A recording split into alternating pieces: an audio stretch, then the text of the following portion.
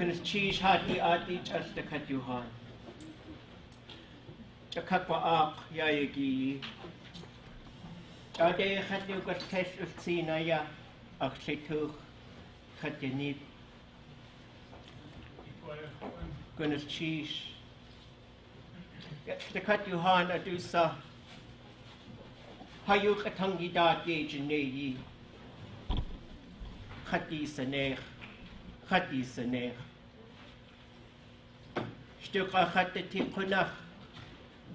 Kunach haku atsituk. House again.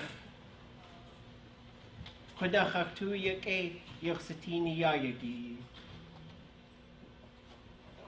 Echwasaku wasaka kwane hayuk atangi da.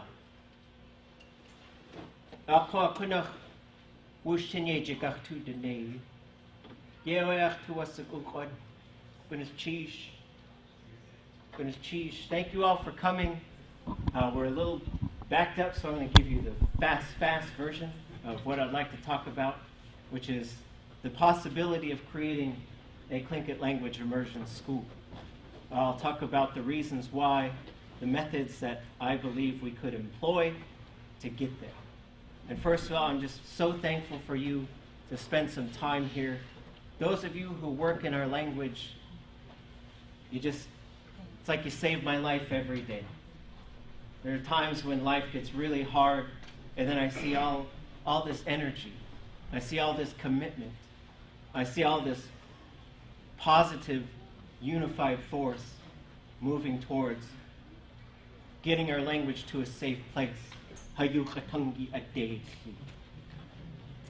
And so we're going to get into this, and if you have any questions, let me know. I only brought a few copies of the presentation, but I'd be happy to send you a copy if you want one, just let me know.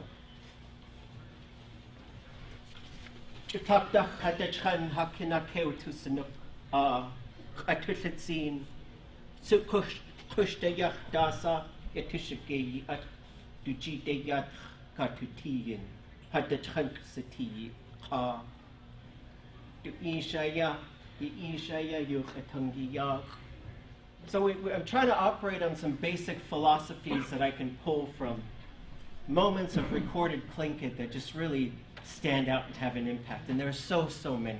Charlie Joseph talking about how we cherish our grandchildren. That's one of the operating philosophies, I think, would have these fundamental keys to how a Tlingit school could function. And they're based in the words that were left for us, that many people such as Richard and Nora Dow and Howard recorded, translated, transcribed, Ethel Mackin, and there's so many of you in this room that just deserve so much praise and acknowledgement. An effort like this would not try to replace anything that is being done right now. It only seeks to supplement what is in place. Those of you who are teaching in any capacity are my absolute heroes. This is not in any way meant to say what we're doing is not working. This is meant to say we can keep going. We can keep building on this thing. And there's a way to do this so that we have this place that exists where Tlingit is the dominant language. That's one of the key principles here, a place that exists where Tlingit is the dominant language. I think the programs that are in place right now are absolutely life-changing programs. This is a revolution in Alaskan education that we see right before our eyes, where these things never would have existed, just not even that long ago. And so this is taking these principles and saying, what if we did this whole thing ourselves? And it supplements, we've got this cooperative agreement working between all these different entities, all these different areas. We try to remove the sort of individualism that can get us into trouble sometimes. We try to remove the privatization of our language so that our language exists solely for the health and well-being of our elders, our people, and our future generations. The only languages I have seen in the world that are revitalizing, which means you are making more speakers than you're losing, have built their own schools. Every language that is currently revitalizing and experiencing that, and is not losing more speakers than they're gaining, have built their own schools.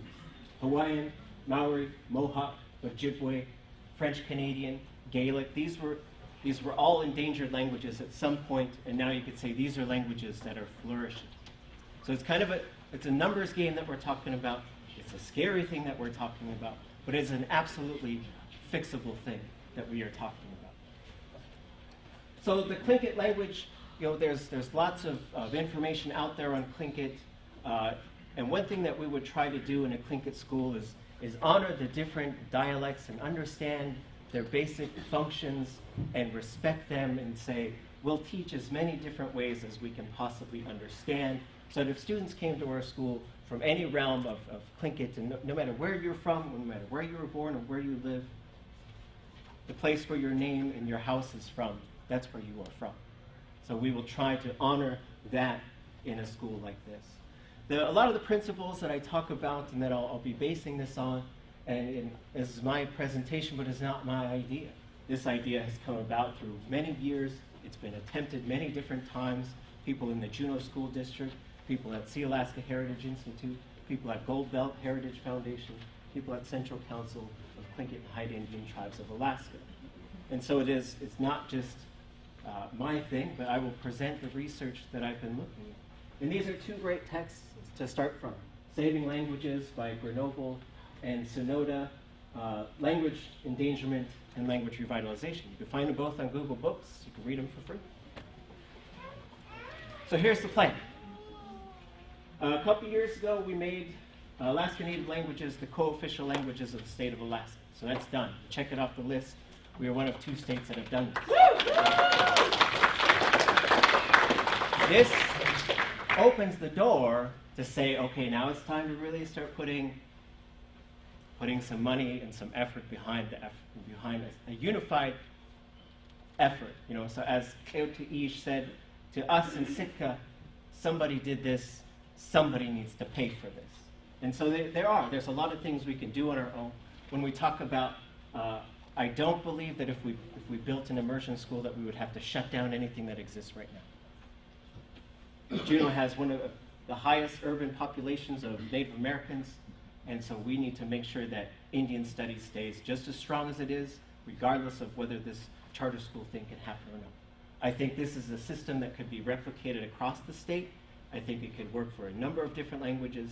I have seen it in person, how it just shifts. It changes the whole thing. And so the second thing is we're trying to change federal law. There's a group that we're working with, the National Coalition of Native American Language Schools and Programs, to change federal regulation to say we can test in our own languages as a language immersion school, as a Native American language immersion school. We would like to be exempt from all standardized testing, and we'll give them a test when they hit 11th grade. We'll get them ready for that test. But we need to be able to give our knowledge and our interpretation of what is important knowledge, and we'll teach math, we'll teach reading, we'll teach history, we'll teach all these different subjects. And so we look across the state, we see about a 50% graduation rate for Alaska Natives. You can see a number of different places where there's just decades and decades of failure because American education systems for Native American people is built upon the principle of killing Native American people. So you cannot start something in that system that doesn't have those weird little echoes of that system.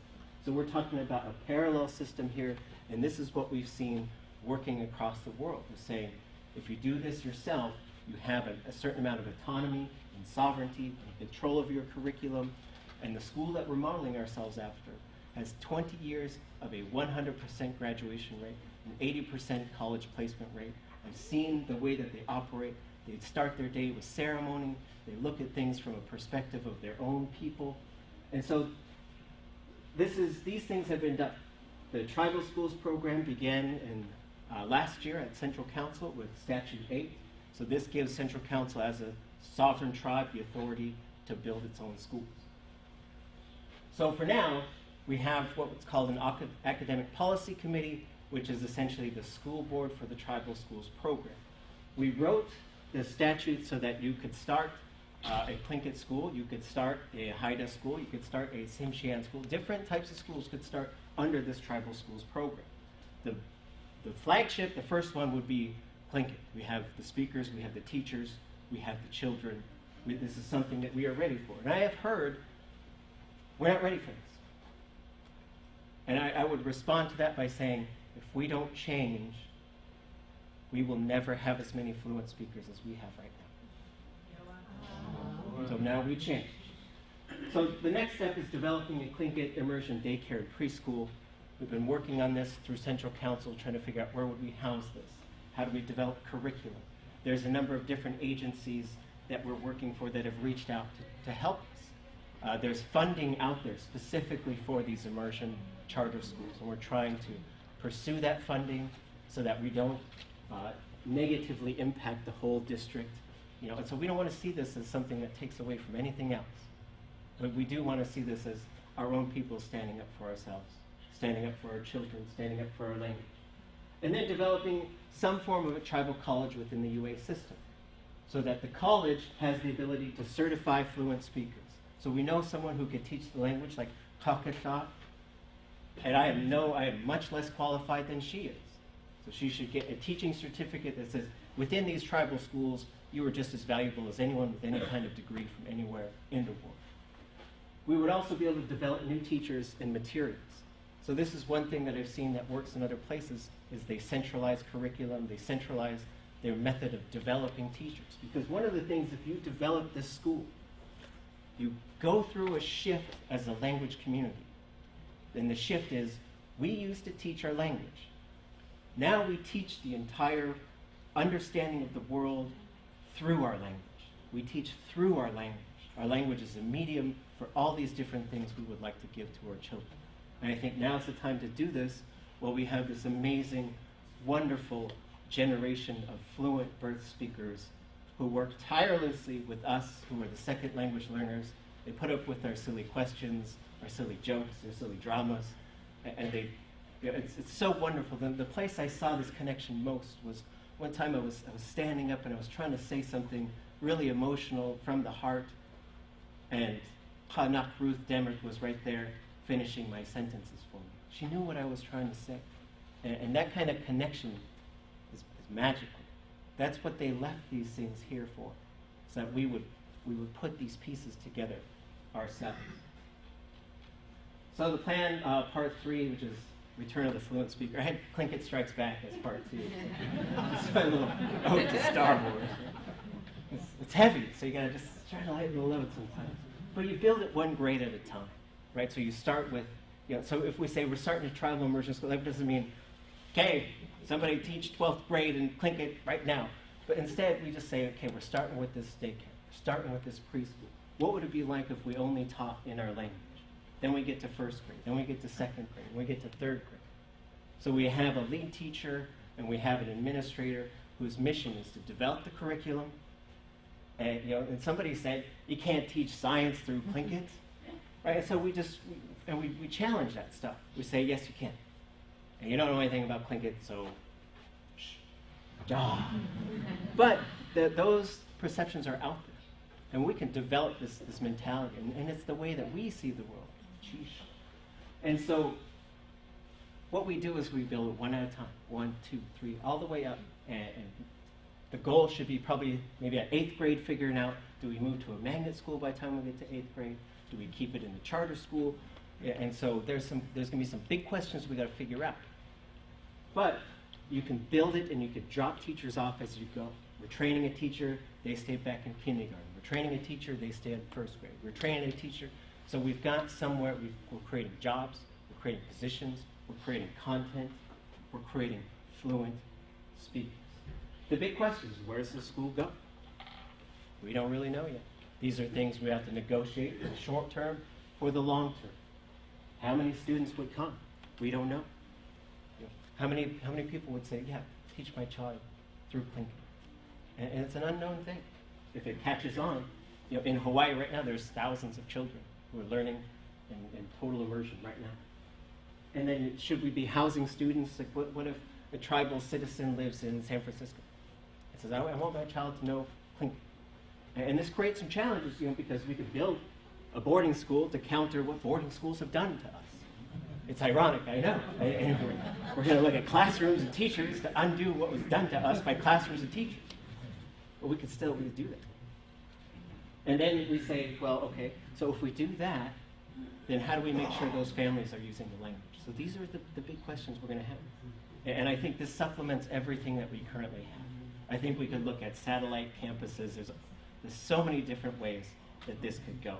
And we're starting now, so the library has allowed us to use their rooms on Thursdays. We're getting kids together. We're just trying it out to see what happens. We're talking with existing teachers. We're looking at existing curriculum. We're looking at curriculum that other areas are using for total immersion and partial immersion programs and trying to adopt that. If you know like a reliable, fast illustrator who could draw like Tlingit-looking people doing Tlingit-looking stuff, let me know. That's like super hard to find. Joseph James. Goodness, cheese. Yakecha, cheese. So we teach these principles. We teach through these principles. This is where respect becomes just something that is so fundamental to a person. And these kids are ready to engage in larger community discussions about race, about power, about privilege, about language. And I think transforming it. So some of the big things we look at, or we call domains and registers. Domains means places where the language is spoken. Registers means the way the language is spoken in that place. So one thing is preserving the registers that are fundamental to the culture. Speeches at Pu'ik, Tlingit oratory, stories, clan histories. But it's also new. So we should be able to broadcast a basketball game. I should be able to talk trash about the Seahawks who aren't winning very much. And these are new things that we can do, and our languages, they can adapt to anything. Our language is a modern language. It's an ancient language as well, but we could talk about anything through our language. So some of the things that we look at, and I'm going to fly through this stuff, but this is how you determine how endangered your language is. Tlingit is still in a moribund state. I don't know if that has changed. And so you look at the number of speakers, the age of the speakers, their fluency levels, realms of use. These are some things you look at. And one of the big questions that Michael Krauss and others have asked are children speaking the language. And there's we can have people who can understand what we're saying, but can we engage in these highly complex conversations entirely in the language? And that's what we're pushing for. So this is one way to say, from A to E, and extinct is on the bottom. We're not going there. Tlingit was predicted to be extinct by 2030, but that's not going to happen. That was just sort of saying if things don't change, and things have been changing. I think we've been making speakers, right? There's also fluency levels, right? And you got to have people who can do the high-level stuff, the really complicated, speaking like Raven, who uses these, I don't even know what to call them, these crazy hortative verb forms, and then things just happen. So I guess we should just be saying, let there be a Tlingit immersion school, and then it'll probably just happen. There's also realms of language use, right? So is it used every day, everywhere, all the time? Is it used half the time in half the places? Does it only exist in Chish in these isolated areas, right? So we start with a little bit of Tlingit. So one of my colleagues, Alice Taff, has at times brought stopwatches to events and say, well, that took 4 hours. Do you know how much Tlingit there was? And he said, well, 8 minutes. And that's probably a pretty good average of how we typically do things as Tlingit people. So the other thing is just expecting people to be comfortable with the fact that Tlingit is going to be spoken. I think some of the things we can look at is reversing language shift. So language shift means you go from having everybody can speak, everybody's bilingual, everybody's a monolingual English speaker. This is what language shift looks like in America. And so reversing it means we just want to get back to being bilingual. We just want to be bilingual people. We'll speak English just fine. English will be just fine. And so this is really at the heart of it. So there's these 4 areas that this takes place. And so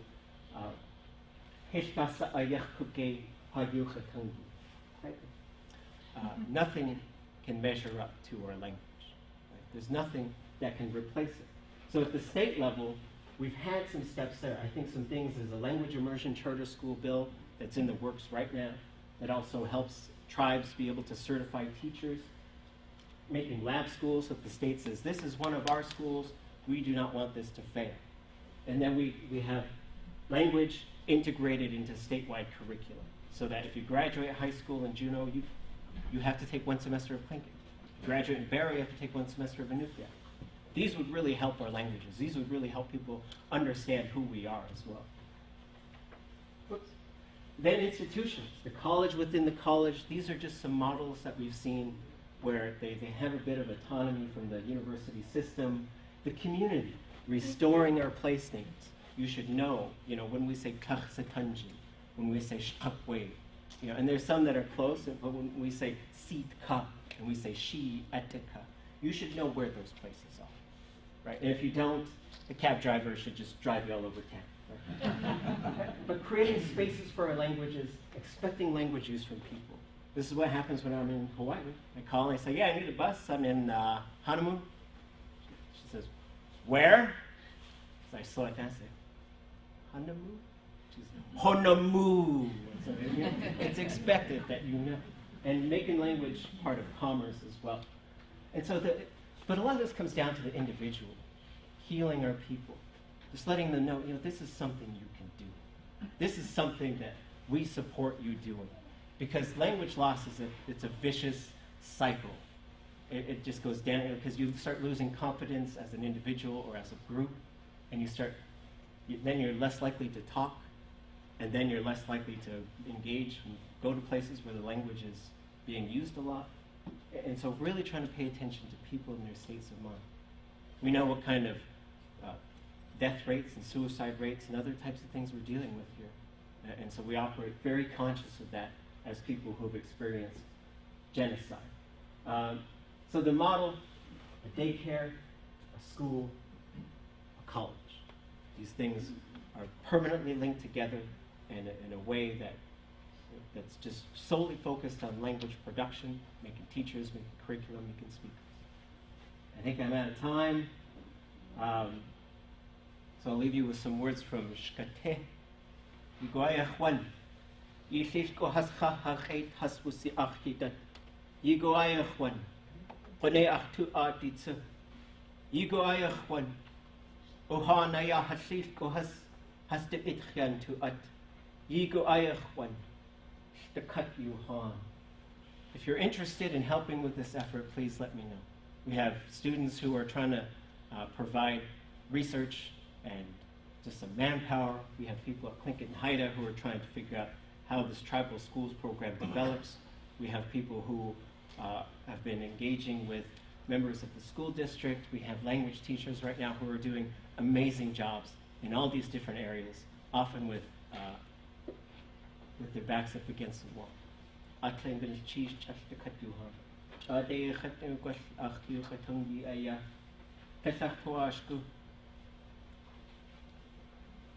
Itu seniku, atlen kena cheese ha, kena cheese, ya what?